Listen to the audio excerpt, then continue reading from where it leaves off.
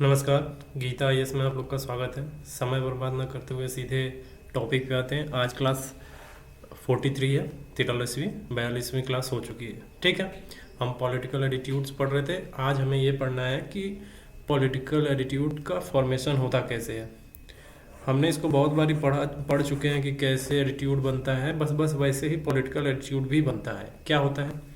होता ये कि जब हम परिवार से बनता है पॉलिटिकल एटीट्यूड। पहला क्या होता है कि बचपन में जब हम होते हैं तो हम अपने माता पिता से कहते सुनते रहते हैं ना कि देश में मजबूत नेता होना चाहिए।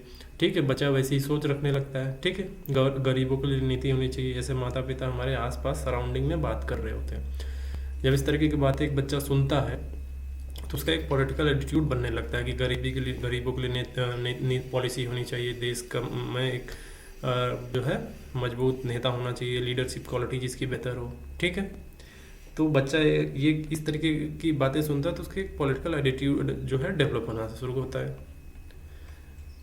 ठीक, तो मीडिया के थ्रू भी होता है, जैसे टीवी हो गया, न्यूज़ हो गया। टीवी न्यूज़ में सोशल मीडिया के थ्रू भी एक बच्चे का एटीट्यूड तैयार होता है। ठीक है, जैसे व्हाट्सअप हो गया, यूट्यूब हो गया, टीवी, ये सब से राय बनता है उसका।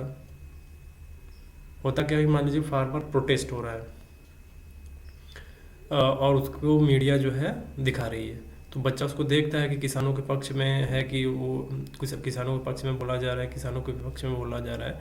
तो वो सारी चीज़ें देख के वो ऑब्जर्व करता रहता है, तो वहाँ से भी उसके एटीट्यूड डेवलप होते हैं।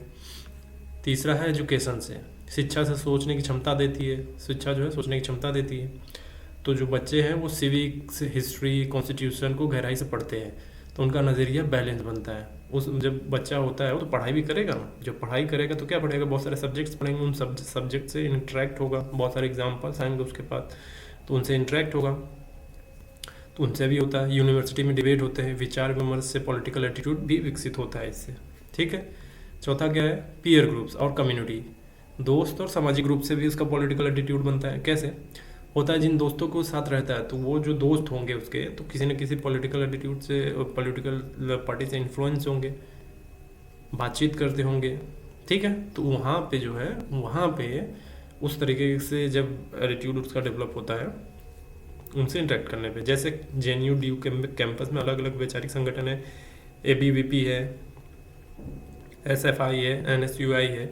उनसे छात्र नेता को चुनाव होता है तो वो इंटरेक्ट करते हैं उस वक्त, तो वहाँ से एटीट्यूड डेवलप होता है उनका। राजनीतिक घटनाएं, पॉलिटिकल इवेंट्स होते हैं, जैसे कोई बड़ा आंदोलन हो रहा हो, कहीं दंगा हो गया हो, युद्ध हो रहे हो, चुनाव हो रहे हो, तो इन सब से उनकी जो पॉलिटिकल आइडियोलॉजी होती है वो डेवलप करती है, एटीट्यूड बनता जाता है उनका। आर्थिक समस्या और सामाजिक स्थिति भी जो है ऐसा उनका पॉलिटिकल एटीट्यूड डेवलप करता है एक बच्चे का बड़े होने तक। जैसे एक गरीब किसान के लिए MSP और लोन वेवर महत्वपूर्ण मुद्दा है, तो उसका पॉलिटिकल एटीट्यूड कैसा होगा? गरीब समर्थक होगा। एक बिजनेस क्लास का व्यक्ति कम टैक्स, प्राइवेट सेक्टर की बात करेगा तो लिबरल कैपिटलिस्ट या राइटिस्ट होगा। ठीक है, अर्बन मिडिल क्लास ज़्यादातर भाजपा को वोट करता है क्योंकि वो नेशनलिज्म और इकोनॉमिक ग्रोथ की नीति पसंद करते हैं। समझ में? तो मीडिया, परिवार, media, education, peer groups, events, political events हो गए, और इकोनॉमिक कंडीशन, ये सब जो है पॉलिटिकल एटीट्यूड डेवलप करने में हेल्प करते हैं। समझ में? एक उदाहरण ले लेते हैं, एक एग्जांपल से बात समझते हैं। मान लीजिए कि एक 18 साल का युवा है, घर में राष्ट्रवादी माहौल है, तो हर दिन व्हाट्सएप पे भारत माता की जय वाले वीडियो आते हैं। तो स्कूल में उसे राजनीतिक शिक्षा नहीं मिली, दोस्तों का ग्रुप भी एक ही विचारधारा का है, तो हो सकता है कि वह बिना आलोचना किए सीधे पर्सनालिटी सेंटर्ड यानी राइटिस्ट पॉलिटिकल एटीट्यूड बना ले। ठीक है, जबकि दूसरा छात्र जो इशू पढ़ता है, समाचारों के कई पक्ष देखता है, लोकतांत्रिक ढंग से सोचता है, तो उसका एटीट्यूड इशू सेंटर्ड या और बैलेंस्ड बनता है। समझ में? तो याद रखने वाली बात यह है कि पॉलिटिकल एटीट्यूड कोई एक दिन में नहीं बनता है, बल्कि ये हमारे अनुभवों, रिश्तों और जानकारी की धीमा लेकिन गहरा असर होता है। तो इस तरीके से होता है। अब पॉलिटिकल एटीट्यूड में बदलाव कैसे होता है? जैसे हम हर एटीट्यूड बनता है, फिर एटीट्यूड को अगर चेंज करना हो तो क्या करेंगे? ये बात तो हमेशा हम कर ही रहे हैं, कैसे करेंगे? तो पॉलिटिकल एटीट्यूड में बदलाव अगर करना हो तो कैसे करेंगे? वही पुराना तरीका, नई इन्फॉर्मेशन गैदर करना। जब व्यक्ति को पुरानी सोच के विपरीत तथ्यों या अनुभव का पता चलता है तो उसका एटीट्यूड बदलने लगता है।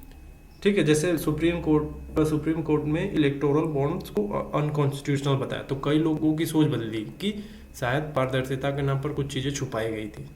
लोगों को लगा था कि नहीं, इलेक्टोरल बॉन्ड जो है सबसे सर्वगुण संपन्न चीज़ है, लेकिन जब सुप्रीम कोर्ट ने कहा कि इलेक्टोरल बॉन्ड्स जो है अनकॉन्स्टिट्यूशनल है पूरी तरीके से, ठीक है, तो लोगों की सोच बदली। उस वक्त क्या हुआ, तो उनका पॉलिटिकल एटीट्यूड थोड़ा चेंज हुआ। अब यूएसए, अब एक ग्लोबल एग्जांपल लेते हैं। मान लीजिए यूएसए में कई लोग डोनाल्ड ट्रंप को ईमानदार नेता मानते थे, लेकिन जब कैपिटोल हिल्स जो हिंसा हुई थी 6 जनवरी 2021 के बाद 21 को, तो उसके बाद कई मॉडरेट समर्थकों की राय बदल गई थी। मॉडरेट क्या होते हैं, मॉडरेट पॉलिटिक एटीट्यूड क्या होता है, ये हमने बात की थी इस पर, तो उनकी राय बदल गई। अब कैसे पॉलिटिकल एटीट्यूड चेंज किया जा सकता है? पर्सनल एक्सपीरियंस से, निजी अनुभव से, जब व्यक्ति खुद किसी नीति या घटना से प्रभावित होता है। ठीक है, मान लीजिए कोविड-19 के समय जब लोगों को अस्पताल ऑक्सीजन नहीं मिला तो बहुत से लोगों ने पहली बार हेल्थ सिस्टम पर सवाल उठाए, तो उनकी पॉलिटिकल एटीट्यूड हेल्थ पॉलिसी के महत्व को समझने लगी। कोविड-19 के टाइम पे हर कोई बोल रहा था कि यार हेल्थ इंफ्रास्ट्रक्चर की धज्जियाँ उड़ी हुई हैं, देखिए क्या हालत होगी, तो कॉलेज दिखा उस समय सारी व्यवस्थाएं। और तीसरा चीज़ है कैसे हम पॉलिटिकल एटीट्यूड को चेंज कर सकते हैं, तो वो सोशल इन्फ्लुएंस से कर सकते हैं। क्या सोशल इन्फ्लुएंस मतलब समाज का असर कैसे पड़ेगा? दोस्त का, परिवार का, सोशल मीडिया का जरिए नया दृष्टिकोण अपनाते हैं हम। ठीक है, चौथा है कैसे पॉलिटिकल एटीट्यूड में आर्थिक स्थिति में बदलाव, यानी इकोनॉमिक शिफ्ट। जैसे ही व्यक्ति की सामाजिक आर्थिक स्थिति बदलती है उसकी सोच भी बदल जाती है। जब वो बहुत ज़्यादा मान लीजिए गरीब है तो वो क्या कहेगा कि सरकार हमारे लिए कर ही नहीं रही है, हमको हमारे ऊपर ध्यान ही नहीं दे रही है, हम इतने गरीब हैं, हमको योजनाओं का लाभ देना चाहिए। मान लीजिए वो अमीर हो गया है, बिजनेस मॉडल पे है, बिजनेस करने लगा, अब उसका पॉलिटिकल एटीट्यूड चेंज हो जाएगा। ठीक है, समाजवादी से सीधे कैपिटलिस्ट हो जाएगा कि अरे हमारे लिए, हमारे फ़ायदे के लिए गवर्नमेंट को कुछ स्कीम लाना चाहिए ताकि हम थोड़ा देश का विकास करें। ठीक है, इस तरीके की बातें चालू कर देगा वो। मतलब ये कह सकते हैं कि वामपंथी दल से सीधे राइटिस्ट हो जाएगा, दक्षिणापंथी हो जाएगा।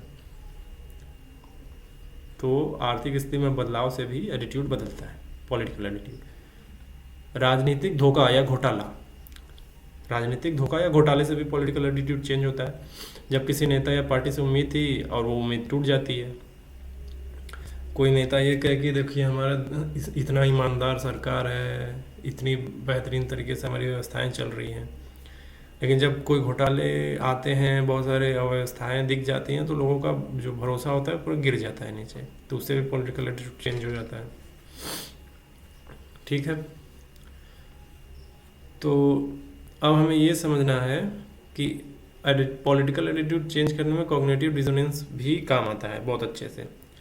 कॉग्निटिव डिसोनेंस क्या, कैसे समझेंगे? उदाहरण के लिए कोई सोचता था, मान लीजिए कोई सोचेगा कि सरकार हमेशा सही होती है, ठीक है, लेकिन जब वो खुद किसी गलत नीति का शिकार होता है तो उसकी सोच बदल जाती है। तो सरकार से सवाल करना भी ज़रूरी है, यही एटीट्यूड चेंज है। पहले तो ये सोच रहा था कि नहीं गवर्नमेंट बहुत अच्छा कर रही है, सब बेहतर कर रही है, लेकिन जैसे ही उसके कुछ गलत चीज़ें उसके साथ हो जाती हैं तो उसके दिमाग में उथल पुथल हो जाती है कि अरे हम तो ये सोच रहे थे लेकिन हो ये गया, डिसोनेंस पैदा हो गया उसके दिमाग में। तो उस डिसोनेंस ने उसके पॉलिटिकल एटीट्यूड को चेंज कर दिया कि नहीं ये सरकार भ्रष्ट है। ठीक है, अब हमें ये समझना है, ये आज लगभग ख़त्म हो जाएगा, आज ये पूरा का पूरा एटीट्यूड वाला टॉपिक ख़त्म हो जाएगा। हम फिर इमोशनल इंटेलिजेंस कल से स्टार्ट करेंगे। हमें ये समझना है कि भारत में राजनीतिक सोच इतनी अलग अलग क्यों है। सुनने में तो बहुत भारी भरकम सवाल लग रहा है कि राजनीति पॉलिटिकल थॉट इतनी ज़्यादा क्यों है, लेकिन इसका जवाब जो है बहुत आसान है। आप भारत के नक्शे को देखिए और इसका डेमोग्राफी देखिए, क्या दिखेगा आपको? आपको डाइवर्सिटी दिखेगी, बहुत ज़्यादा डाइवर्सिटी, भाषा की, जाति की, धर्म की, वर्ग की, बहुत ज़्यादा विविधता है। इसीलिए राजनीतिक सोच एक जैसी तो नहीं होगी। जितनी ज़्यादा विविधता उस तरीके के पॉलिटिकल आइडियोलॉजी, थॉट्स मिलेंगे आपको। ठीक है, फिर एजुकेशन का लेवल क्या है? ग्रामीण बनाम शहरी चलता है ना, ग्रामीण लोगों को उतना एजुकेशन नहीं मिल रहा है, हाई क्वालिटी एजुकेशन नहीं मिल रहा है, लेकिन शहरी लोगों को क्वालिटी एजुकेशन मिल रहा है। वो लोकतंत्र में अपनी भागीदारी दर्ज कराते हैं। ठीक है, उनकी पर कैपिटा इनकम ज़्यादा है, गांव वालों की पर कैपिटा इनकम उतनी नहीं है। इस तरीके की सोच अगर रहेगी तो पॉलिटिकल थॉट भी विविध तो होंगे ही, अलग अलग होंगे। मीडिया और सोशल मीडिया का असर होता है। कई मीडिया सत्ता पक्ष की जो चाकरी करने में लगी रहती है, कई कुछ मीडिया सोशल मीडिया जो है तो अपना न्यूट्रल होके सही काम करते हैं। तो क्या होगा, जो सत्ता पक्ष का जो चाकरी कर रहे होंगे लोग, तो वो तो पर्सनालिटी सेंटर्ड पॉलिटिक्स खेलने की कोशिश कर रहे होंगे, और कुछ जो न्यूट्रल होंगे वो इशू सेंटर्ड पॉलिटिक्स के बारे में बता रहे होंगे कि इशूज़ पे बात करिए। ठीक है, तो इससे भी पॉलिटिकल थॉट चेंज होते हैं, अलग अलग मिलेंगे आपको। क्षेत्रीय मुद्दे, चौथा है क्षेत्रीय मुद्दे। जैसे दक्षिण भारत में भाषा, पूर्वोत्तर में पहचान की, अपनी आइडेंटिटी के लिए लोग लड़ते हैं, तो इससे भी पॉलिटिकल तो जो थॉट है अलग अलग दिखेंगे। साउथ इंडिया देख लीजिए, नॉर्थ इंडिया देख लीजिए, नॉर्थ ईस्ट इंडिया देख लीजिए, और वेस्ट इंडिया देख लीजिए, अलग अलग देखेंगे। और एक है ऐतिहासिक अनुभव। इमरजेंसी हुआ था 1992 में, बाबरी मस्जिद हो गया, 2002 में गुजरात दंगे हो गए, 2014 में क्या मोदी लहर आई। तो इससे भी पॉलिटिकल थॉट लोगों के अलग अलग होते हैं। ठीक है,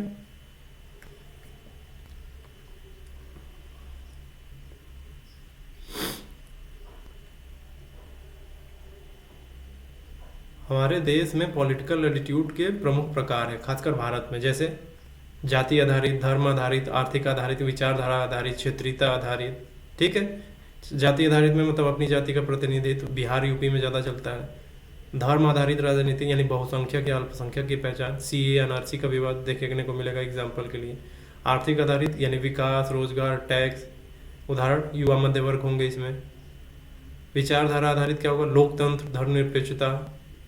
क्षेत्रीयता आधारित क्या होगी, राज्य के अधिकार क्या होगा, तमिलनाडु में द्रविड़ आंदोलन इसका एग्जाम्पल है। तो भारत में जो है राजनीतिक अभिवृद्धि को कोई एक रंग नहीं है, बल्कि कई रंगों का ऐसा इंद्रधनुष है जिसमें जाति, धर्म, विकास, शिक्षा, विचारधारा सब रंग मिलते हैं। जैसे सतरंगी होती है ना, इंद्रधनुष 7 रंग होते हैं, तो उसी तरीके से बहुत सारे रंग हैं राजनीति में लोगों थॉट्स के। अब देखिए, हमें ये समझना है, जब से भारत देश आज़ाद हुआ है, भारत देश जब से आज़ाद हुआ है तब से लेके अभी तक पॉलिटिकल एटीट्यूड कैसा कैसा रहा है, हमें वो समझना है। ठीक है, पॉलिटिकल एटीट्यूड 1950 से लेके हम 2025 अभी तक का देखेंगे कि किस टाइम फ्रेम में कैसा कैसा एटीट्यूड था।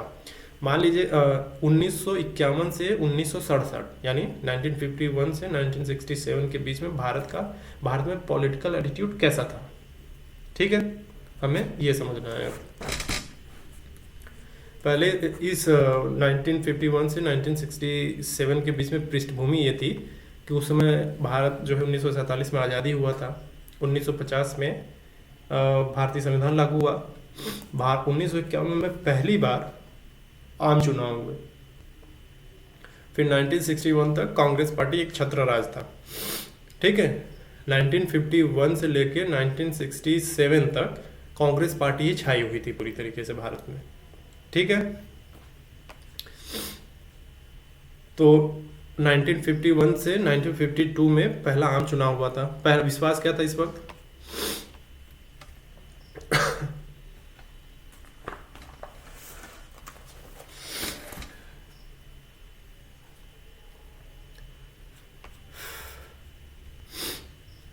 तो इस दौर का जो एटीट्यूड था 1951 से लेके 1957 तक, तो इस समय का जो एटीट्यूड था कि गांधी नेहरू के नाम पे भरोसा था लोगों को, क्योंकि भारत देश आज़ादी हुआ था तो लोग गांधी जी को और नेहरू जी का फेस समझते थे, फेस वैल्यू उनको बहुत ज़्यादा थी, भरोसा था लोगों को इसी पार्टी ने जो देश को आज़ादी दिलाने में महत्वपूर्ण भूमिका निभाई है। ठीक है, तो पॉलिटिकल एटीट्यूड उनका बहुत सीधा था कि गांधी नेहरू के नाम पे भरोसा था, कांग्रेस ने आज़ादी दिलाने में महत्वपूर्ण भूमिका निभाई है। राजनीति का इस समय मतलब क्या था, पॉलिटिकल एटीट्यूड क्या था इस समय लोगों का, कि राजनीति मतलब सेवा भाव, ये मानते थे उस वक्त। लोग, तो गांव के बूढ़े जवान सब ने कांग्रेस को वोट जम के दिया उस वक्त। ठीक है, तो हुआ क्या था कि 1951 का जो आम चुनाव हुआ था, 1951 के पहले चुनाव में कांग्रेस ने 364 सीटें जीती थी। ठीक है, 479 सीटें थी, उसमें से 364 सीटें उन्होंने जीती, यानी 74.7% का सीट उन्होंने निकाला। तो ये जो था पॉलिटिकल एटीट्यूड का आस्था काल था, या कह सकते हैं कि ब्लाइंड फेथ ऑन कांग्रेस, कि आंख बंद करके कांग्रेस पे भरोसा कर लो कि ये ठीक कर रही, क्योंकि आज़ादी दिलाने में पहला चुनाव था और सबको पता था कि 1985 से कांग्रेस जब से इस्टेब्लिश हुआ है तब से लेके वो आज़ादी में, भारत देश की आज़ादी के लिए, भारत देश के लिए लड़ रही है। ठीक है, तो ब्लाइंड फेथ था। अब आता है, ये था 1951 से 1957 तक के बीच का काल। अब है 1957 से 1962 के बीच कैसा पॉलिटिकल एटीट्यूड था, हमको ये समझना है। टाइम फ्रेम याद रखते रहिए कि इस बीच में क्या हुआ, इस बीच में क्या हुआ। 1957 से 1962 में लोगों का जो सपना था ना, इस तरीके का एटीट्यूड था कि विकास होगा, जिसको नेहरू मॉडल बोलते हैं। ठीक है, क्या हो रहा था इस वक्त, डैम, स्टील प्लांट, आईआईटी और योजना आयोग, प्लानिंग कमीशन, ये सारी चीज़ें हो रही थी, तो इसको नेहरू मॉडल बोला जा रहा था। ठीक है, भारी उद्योग लग रहे थे ना, स्टील उद्योग बोलते हैं भारी उद्योग को। तो इस टाइम फ्रेम में 1957 से 1962 के बीच का जो टाइम फ्रेम है, और इस समय का पॉलिटिकल एटीट्यूड क्या है लोगों का, राष्ट्र निर्माण की भावना, डेवलपमेंट होगा, पंचवर्षीय योजनाएं होंगी, लोकतंत्र में लोगों को यकीन था, कांग्रेस की पकड़ बहुत मजबूत थी। ठीक है, इस सब ऐसा एटीट्यूड था लोगों का उस वक्त कि ये करेगी, बढ़िया करेगी। ठीक है, तो 1957 में फिर कांग्रेस जीत गई, 371 सीटें निकाली। ठीक है, पहले से भी ज़्यादा। तो नेहरू ने सोशलिस्ट डेमोक्रेसी पर जनता को भरोसा बढ़ा। ठीक है, उनका जो सोशलिस्ट डेमोक्रेसी था, उनका जनता पर भरोसा था। अब फिर आता है तीसरा दौर, 1962 से 1967 तक का जो उनका टाइम फ्रेम है, इसमें पॉलिटिकल एटीट्यूड क्या था लोगों का। ठीक है, अभी तक जो पॉलिटिकल एटीट्यूड चल रहा था 1951 से लेकर 1962 तक, लोगों को पहले फ्रेम में तो ब्लाइंड फेथ था, फिर धीरे धीरे डेवलपमेंट पे फोकस किया लोगों ने। ठीक है, डेवलपमेंट पे ओरिएंटेड उनका दिमाग जाने लगा कि डेवलपमेंट वाली चीज़ ऐसे ऐसे होती है, सवाल नहीं पूछते थे लोग ज़्यादा। ठीक है, लेकिन 1962 से 1967 के बीच में लोग धीरे धीरे सवाल पूछने लगे थे। ऐसा एटीट्यूड डेवलप होने लगा कि सरकार से सवाल भी तो पूछना चाहिए, क्योंकि लोकतंत्र में मालिक तो हम हैं, सरकार तो नौकर है, तो हमको तो सवाल तो पूछना पड़ेगा। ठीक है, तो हुआ क्या, तो इस दौर में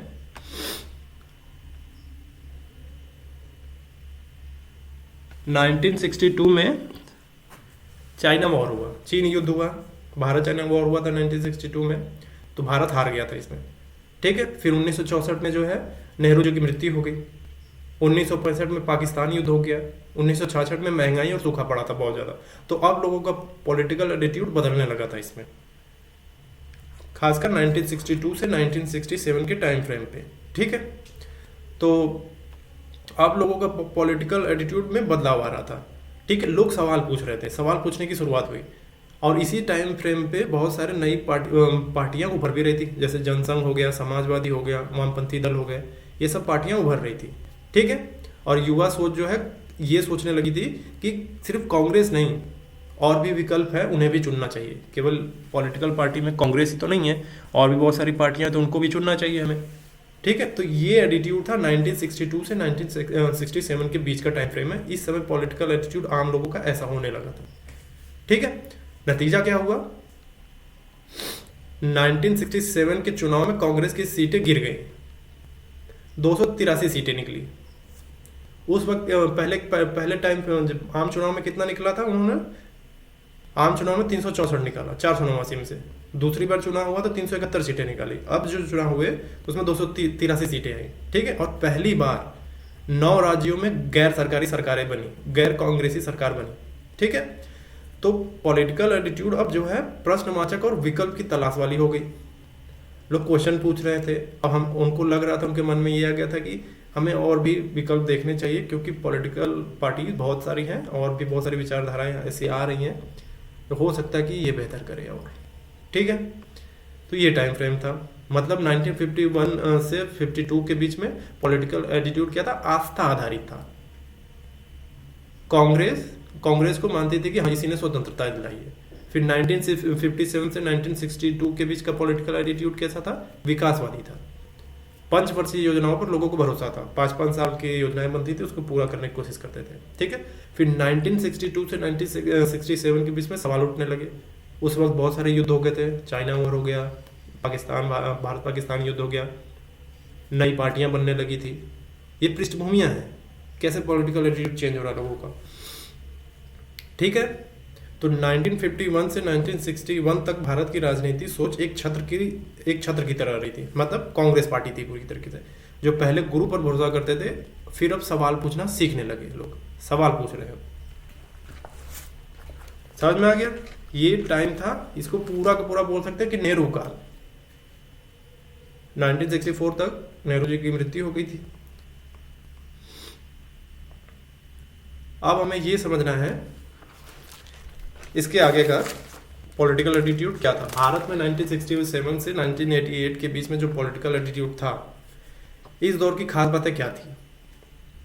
ठीक है, ये अभी पूरा हो जाएगा, यही हमको समझाना, ये एक्स्ट्रा नॉलेज है आपके लिए कि पॉलिटिकल एटीट्यूड उस वक्त का टाइम फ्रेम का क्या था, आपके दिमाग में बन जाना चाहिए।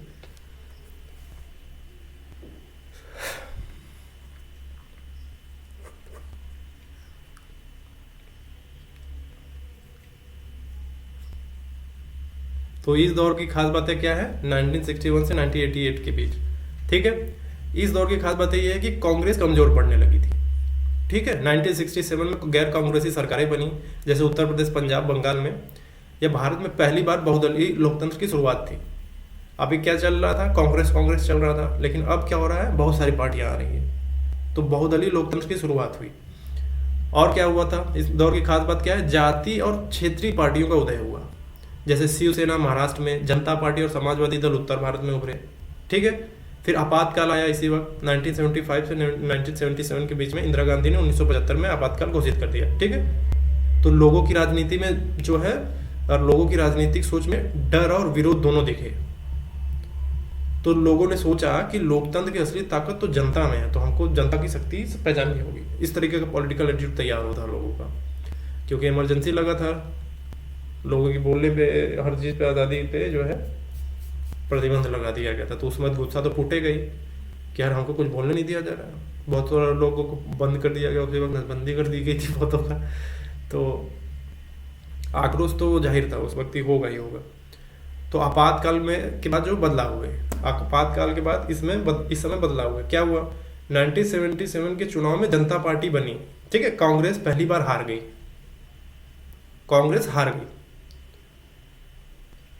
तो अब इस तरीके का पॉलिटिकल एटीट्यूड लोगों में क्या बना था कि हाँ, जनता ने पहली बार अपनी ताकत दिखाई है, देखो हमने इस सरकार को उठा के फेंक दिया, आपातकाल लागू करोगे तो हम उठा के फेंक देंगे तुमको। ठीक है, इस मूड में थे लोग, इस तरीके का पॉलिटिकल एटीट्यूड था। तो क्या हुआ, 1967 से 1970 तक सवाल और सोच का पॉलिटिकल एटीट्यूड कैसा था, सवाल पूछते थे लोग, अल्टरनेट ढूंढ रहे थे कि ये पार्टी नहीं है तो कोई बहुत सारी और भी पार्टियां हैं, उनको जो है चांस देंगे भारत देश को चलाने के लिए। ठीक है, 1971 से 1975 के बीच में पॉलिटिकल एटीट्यूड कैसा था कि जनता जो है लोकतंत्र में मजबूत होती है, उसको ताकतवर बनाना है। ठीक है, 1975 में से 1977 में डर था, लोग विरोध करते थे कांग्रेस पार्टी को, क्योंकि इमरजेंसी लागू हुआ था उस वक्त। ठीक है, प्रेस पे पाबंदियां लग गई थी बहुत ज़्यादा। और फिर 1977 से 1980 में लोकतंत्र की ताकत दिखी। लोगों ने बोला कि जनता पार्टी जीती थी तो जनता का सशक्तिकरण करेंगे हम। लोकतंत्र में जनता ताकतवर होती है। इस तरीके का माहौल बना हुआ था पॉलिटिकल एटीट्यूड 1970 से 1980 तक। ठीक है,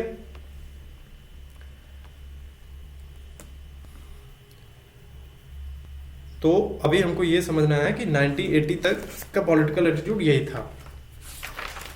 अब हमको ये समझना है कि 1980 से 1998 के बीच का पॉलिटिकल एटीट्यूड कैसा था। ये तो हो गया 1967 से 1980 तक। अब हमें ये समझना है कि 1980 से 1998 के बीच का पॉलिटिकल एटीट्यूड कैसा था। ठीक है,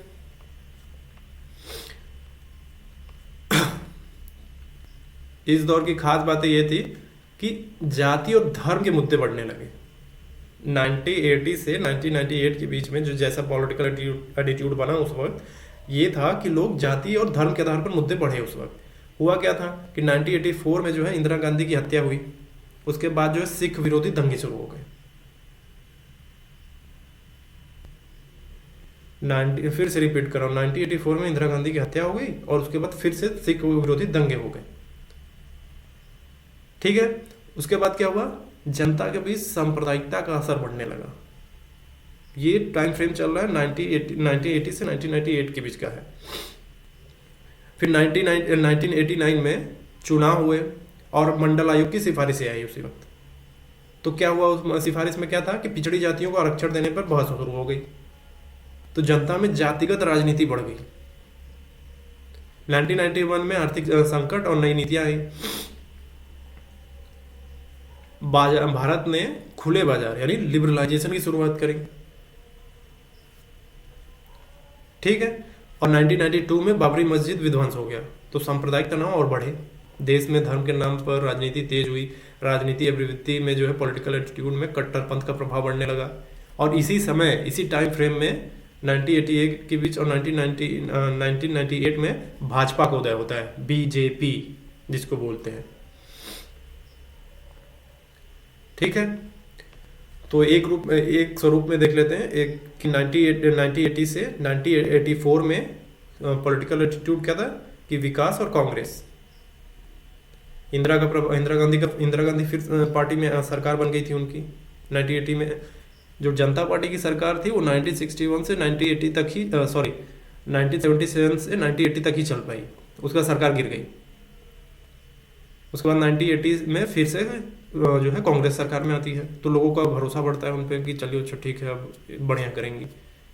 ठीक है, लेकिन इसी दौर में भ्रष्टाचार भी बढ़ने लगा। 1980 से 1998 के बीच में भ्रष्टाचार बढ़ रहा है, भ्रष्टाचार भी देखा जा रहा था बहुत ज़्यादा।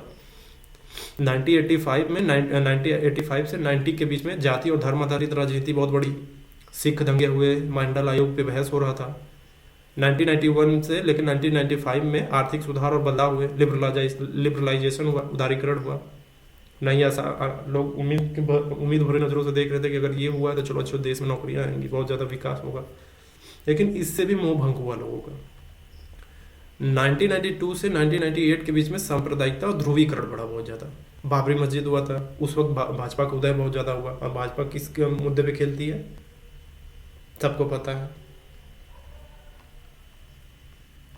तो 1984 में सिख दंगे हुए जिसने देश को झंझोर दिया था। 1990 में मंडल आयोग विवाद ने जातिगत राजनीति को हवा दे दी। 1991 में आर्थिक सुधार ने भारत को नई दिशा दी। लोगों को उम्मीद थी कि नई दिशा है, लेकिन बाद में पता चला ये दिशा ही कहीं और चली गई है। फिर 1992 में बाबरी मस्जिद घटना ने सांप्रदायिक तनाव को बहुत हवा दी। तो याद रखने वाली बात क्या है? याद रखने वाली बात यह है कि 1980 से 1998 तक के बीच भारतीय राजनीति में सामाजिक पहचान और आर्थिक बदलाव का बहुत बड़ा प्रभाव पड़ा, जिससे जनता की सोच में गहरा बदलाव हुआ, पॉलिटिकल एटीट्यूड हुआ उस दौर। तो समझ में आ रहा है कि किस टाइम फ्रेम पे कौन सी चीज़ को बहुत ज़्यादा हवा दी गई है, कब जाति, कब धर्म, कब भ्रष्टाचार का को बहुत ज़्यादा पीक टाइम है। टाइम फ्रेम याद रखिएगा। ये याद रखिएगा जिस तरीके का लीडरशिप मिलेगी उसी तरीके से हवा उसको देश के अंदर उस तरीके की हरकतें दिखेंगी। अगर कोई पढ़ा लिखा प्रधानमंत्री आता है और नेक सोच वाला है, ठीक से काम करता है, सारी चीज़ों को बैलेंस करके चलने वाला है, तो आपको उस तरीके की सारी चीज़ें आपको देश के अंदर माहौल दिखेगा। अगर आपको दिखेगा कि सांप्रदायिकता बढ़ाने वाली, भड़काने वाली, भ्रष्ट करप्ट टाइप के लोग आते हैं, तो वो आप आम लोगों के बीच में भी दिखने लगेगा। रिफ्लेक्ट करता है सारी चीज़। पॉलिसी भी उसी तरीके की आती है। तो अब हमें ये समझना है अब कि 1998 से 2014 के बीच का पॉलिटिकल एटीट्यूड कैसा है। ठीक है, अभी तक का पॉलिटिकल एटीट्यूड कैसा देख रहे थे आप लोग? भ्रष्टाचार। अब एक बार ही भ्रष्टाचार कहते हैं ना कि शेर के मुंह खून लग गया, तब तो होगा लगा था। तो आपको अभी दिखेगा कौन कौन से भ्रष्टाचार होने वाले हैं अब।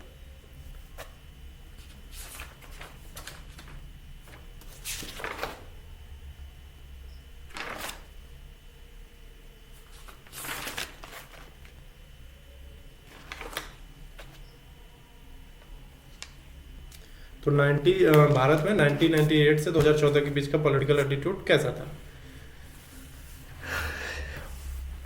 1998 में भाजपा की पहली बार केंद्र में सरकार बनती है, ठीक है।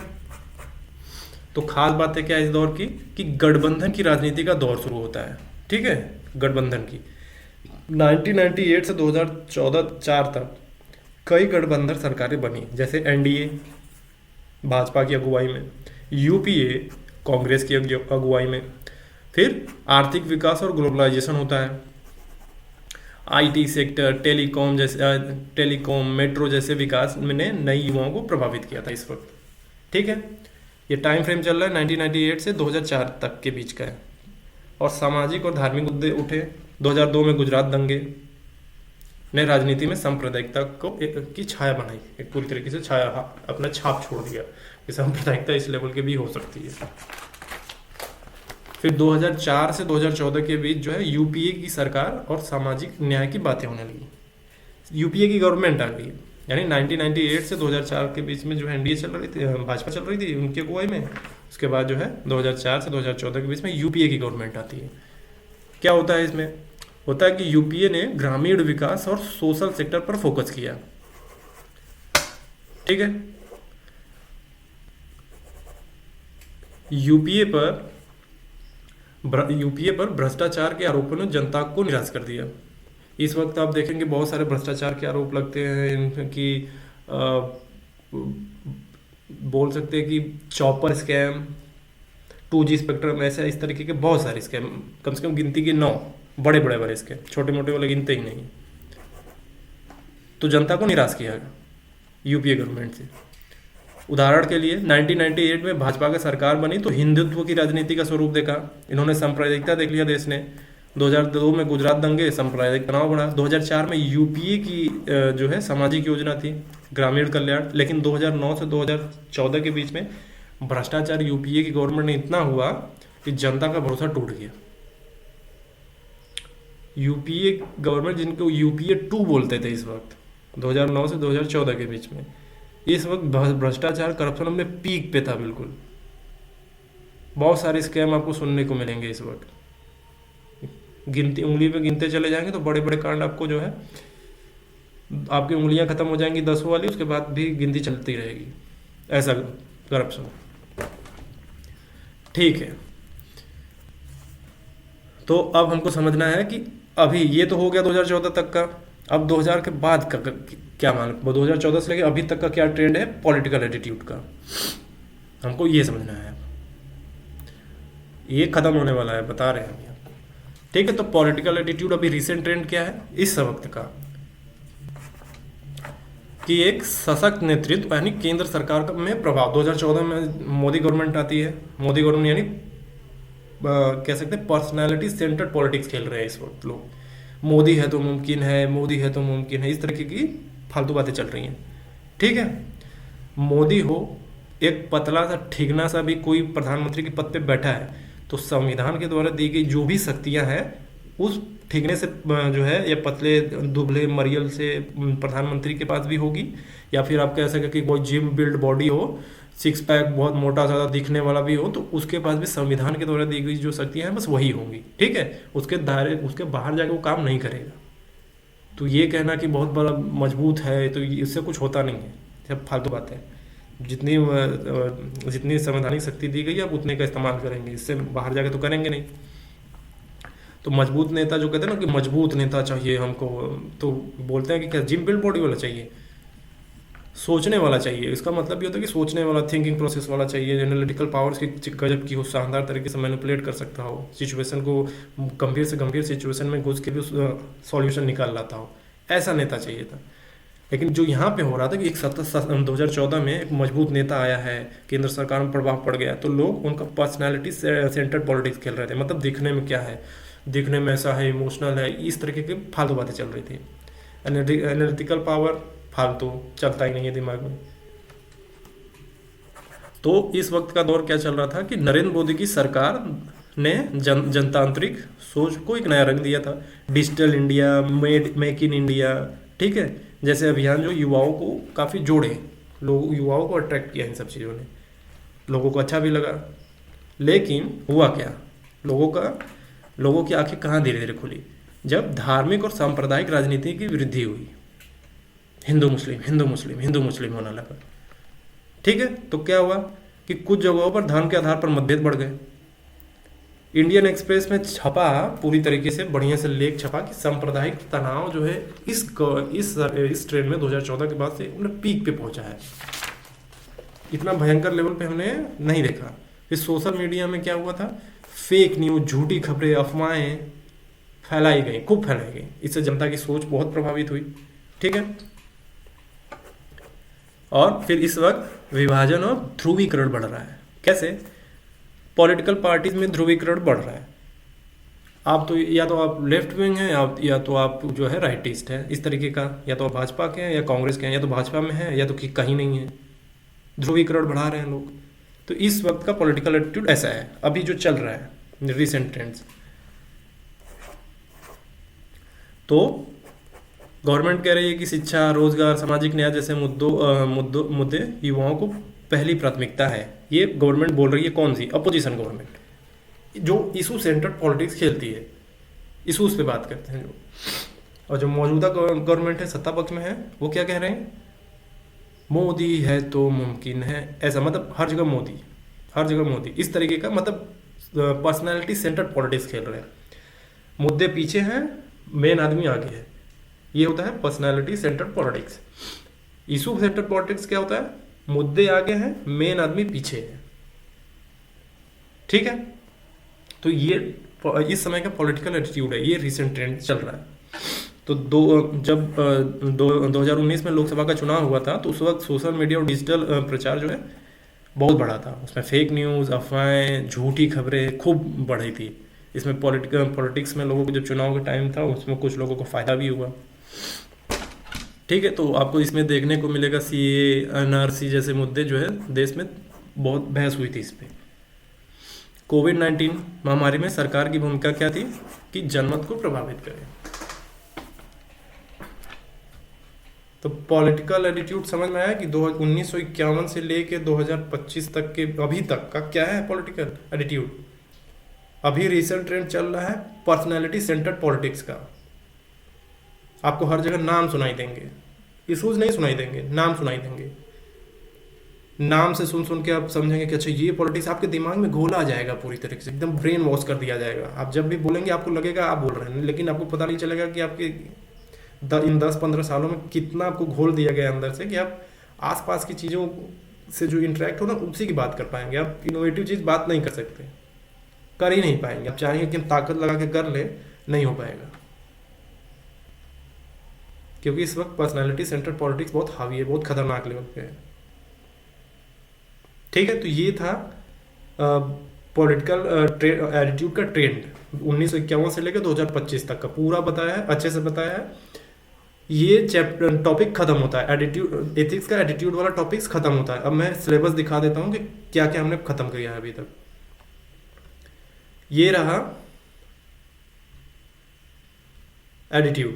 हमने इसमें एटीट्यूड में कंटेंट पढ़ा, स्ट्रक्चर पढ़ा, फंक्शन पढ़ा, और हमने एटीट्यूड का इन्फ्लुएंस और रिलेशन थॉट और बिहेवियर के साथ पढ़ा। फिर हमने मोरल और पॉलिटिकल एटीट्यूड पढ़ा कि मोरल एटीट्यूड क्या होता है, पॉलिटिकल एटीट्यूड अभी खत्म किया पूरा। फिर सोशल इन्फ्लुएंस क्या होता है, पर्सुएशन क्या होता है, ये पूरा पढ़ लिया हमने, ठीक है। तो इस सिलेबस का एक दूसरा टॉपिक खत्म।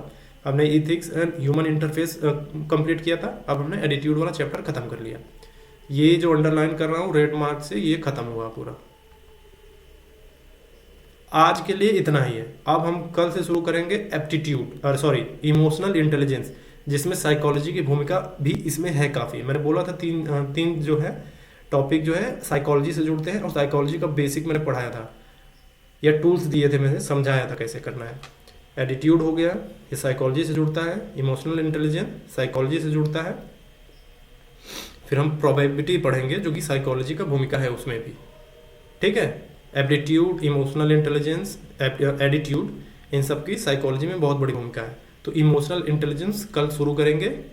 Thanks for watching Geeta IAS। PDF link आपको मिल जाएगा।